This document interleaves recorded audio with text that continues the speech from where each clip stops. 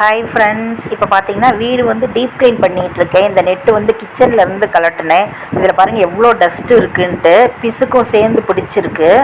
இப்போ ரீசெண்டாக தான் க்ளீன் பண்ணேன், அதுக்குள்ளே நிறைய பிசுக்கு வந்துருச்சு. இப்போ இதை வந்து எப்படி க்ளீன் பண்ணுறேன்னு பார்க்கலாம். இதை வந்து ஃபஸ்ட்டு தண்ணி நல்லா தெளித்து வச்சுக்கலாம். ரன்னிங் வாட்டர் இருக்கிற இடத்துல வச்சுக்கிட்டேன், டேப் இருக்கிற இடத்துல. அதில் வந்து சர்ஃபெக்சல் பவுட்ரு கொஞ்சம் தெளிச்சுக்கிட்டேன். பவுடருக்கு பதிலாக நம்ம பவுடர் வந்து கொஞ்சம் தண்ணியில் கரைச்சி கூட இந்த மாதிரி தெளிச்சுக்கலாம். இதை வந்து இதுக்குன்னு ஒரு ப்ரஷ் வச்சுருக்கேன். அந்த ப்ரஷ்ஷை வச்சு நல்லா இந்த மாதிரி ஃபுல்லாக தேய்ச்சி விட்டுட்டு ஒரு 5 நிமிஷம் விட்டோன்னா போதும். அப்புறமா க்ளீன் ஆகிக்கும். அதுக்கப்புறமா பேக் சைடும் இதே மாதிரி இந்த ப்ரஷ்ஷை வச்சு நல்லா தேய்ச்சி க்ளீன் பண்ணிவிட்டு அப்படியே ரன்னிங் வாட்டரில் டேப்பில் நல்லா கழுவிட்டேன். இப்போ பாருங்கள் எவ்வளோ பளிச்சுன்னு சூப்பராக இருக்குது. துளி கூட டஸ்ட் இல்லை. இதை வந்து நம்ம அடிக்கடி செய்யக்கூடாது. இது வந்து ஸ்டெயின்லெஸ் ஸ்டீல் நெட்டுங்கிறதுனால சீக்கிரம் ரஸ்ட்டு ஃபார்ம் ஆகும். அதனால் ஒரு 6 months ஒன்ஸ் செஞ்சோன்னா போதும். அவ்வளோதான் ஃப்ரெண்ட்ஸ். இப்போ பாருங்கள், இதை வந்து அப்படியே உலர்த்திடலாம். நல்லா பளிச்சுன்னு இருக்குது.